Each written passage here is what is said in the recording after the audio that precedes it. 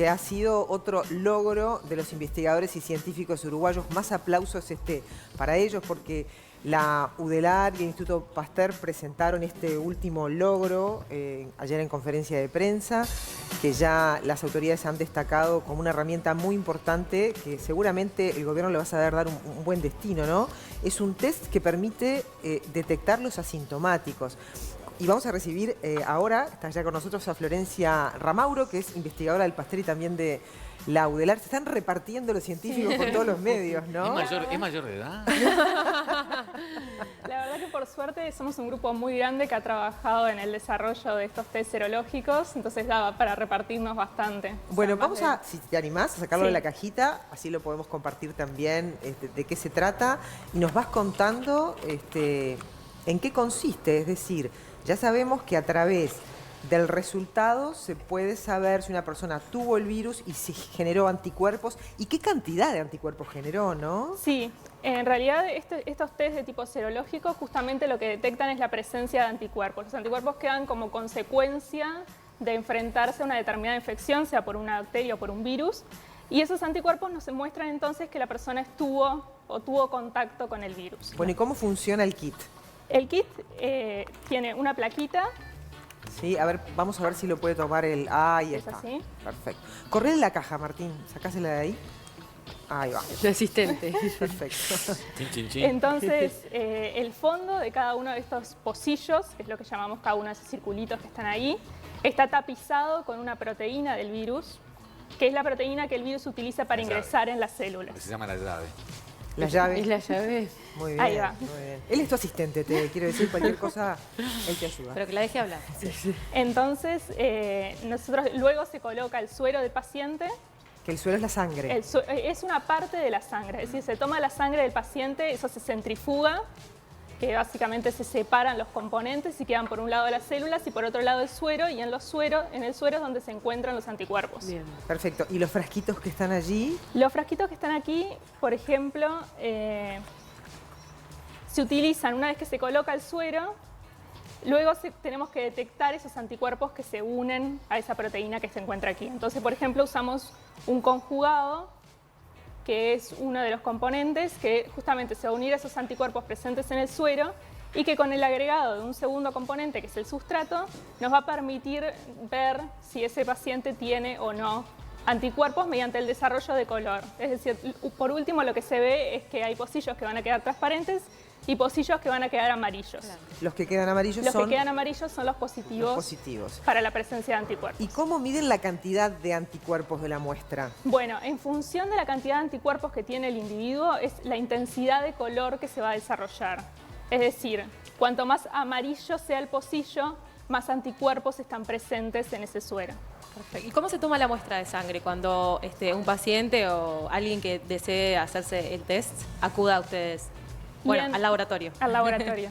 En realidad es una extracción de sangre como puede ser para cualquier otro tipo de estudio clínico. Es decir, para medir la cantidad de linfocitos o un hemograma de rutina. No es un, a No través es el de un dedo. pinchazo, por No es un ejemplo, pinchazo. Ah, no. bien. Dale. Porque eso es lo que veíamos en imágenes en otras partes.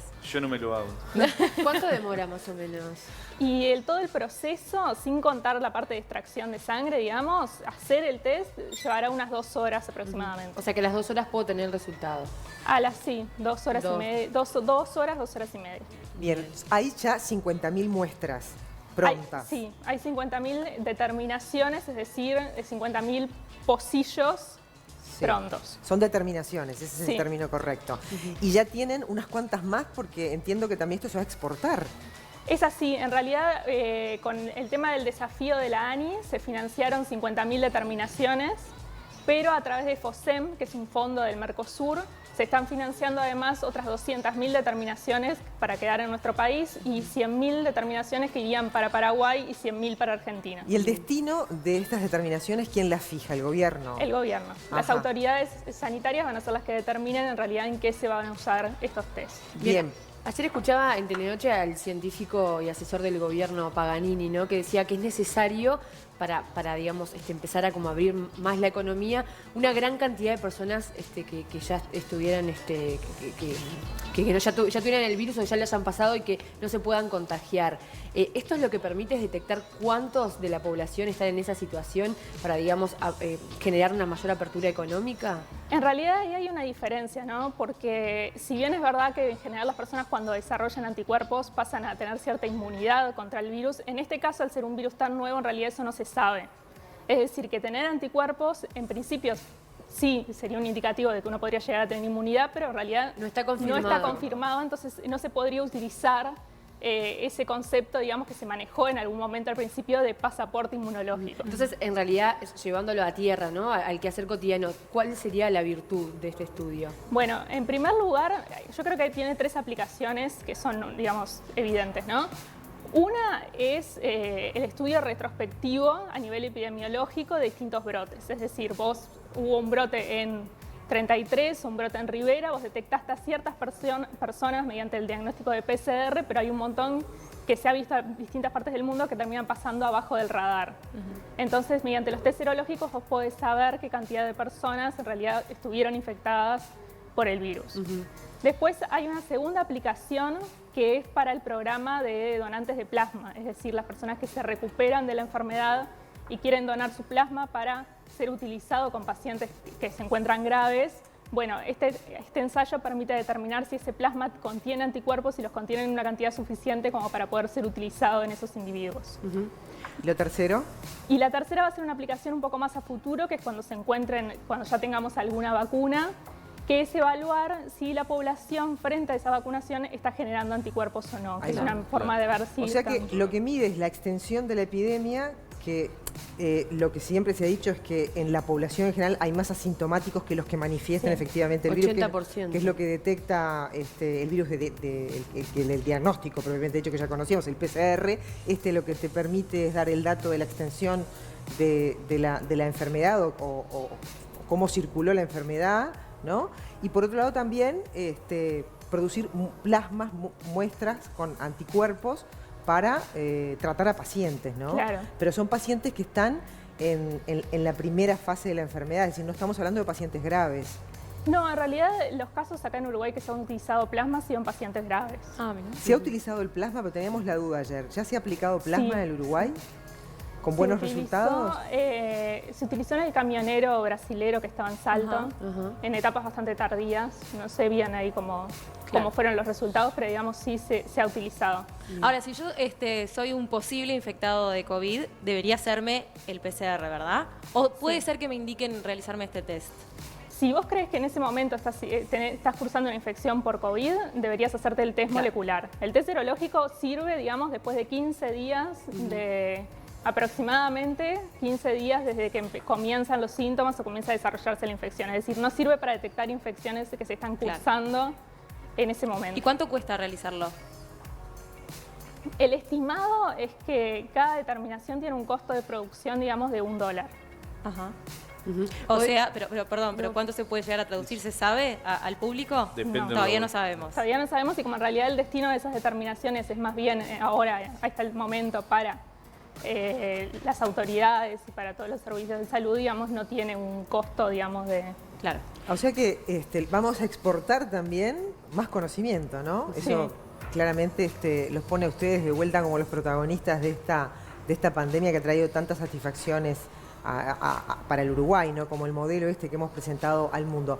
Te quería preguntar sobre el otro test que ya se está manejando a nivel de las autoridades, que hablábamos recién, un test más corto, que tendríamos un resultado rápido en 1 hora, que está elaborando el Pasteur, que ya está en etapa de aprobación. ¿Qué nos podés contar al respecto? ¿Sería este test que se estaría aplicando en frontera, por ejemplo?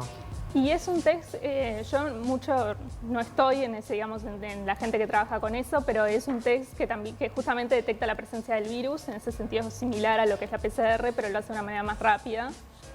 y eso es lo que le otorgaría ciertas ventajas. Tengo entendido que tanto el Pasteur como en el Clemente Estable están trabajando en el desarrollo de ¿Pero es estos. por hisopado, es por saliva, es por sangre? No sabría decirte. Está.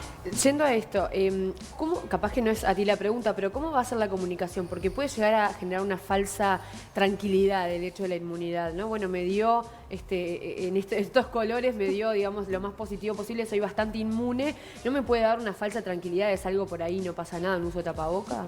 Y justamente hay que trabajar mucho en eso, ¿no? En el concepto de que tener anticuerpos hoy en día no se sabe si es realmente sinónimo de tener inmunidad. No te garantiza que no te vayas a volver a tener la infección o que puedas tener una forma de infección más leve, pero igual contagiar. Es decir, los cuidados que hay que seguir teniendo son los mismos. Sí, Claro. así que claro, en realidad va a ser importante el contacto médico al momento de comunicarlo. Y después quería consultarte si se ve que vamos a exportar, pero ¿hay en otras partes del mundo algo parecido? Sí, hay varios que están a nivel mundial, que utilizan distintas proteínas del virus y que detectan, digamos, de distintas maneras, pero sí hay varios. Bien. Bueno, y trabajaron como 46 cabecitas ahí, ¿no? Científicos uruguayos. ¿Qué edad tenés? Laudelar, No, tengo 28. Es muy joven. jovencísima. Bueno.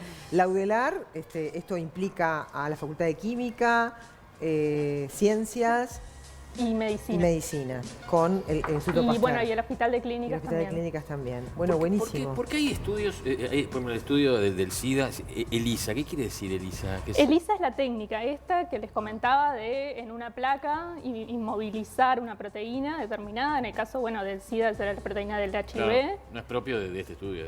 No, es la técnica esa de colocar, digamos, de la proteína, los anticuerpos y luego detectarlos de una manera colorimétrica. Muy bien, bueno, ahora hay que preguntar a las autoridades cuándo la empiezan a utilizar, porque ya están estas 50.000 que podría ir a una población como la de la salud, por ejemplo, ¿no? Es uno de los escenarios que se está hablando, sobre todo porque en la población de la salud hay una mayor prevalencia, digamos, de la infección.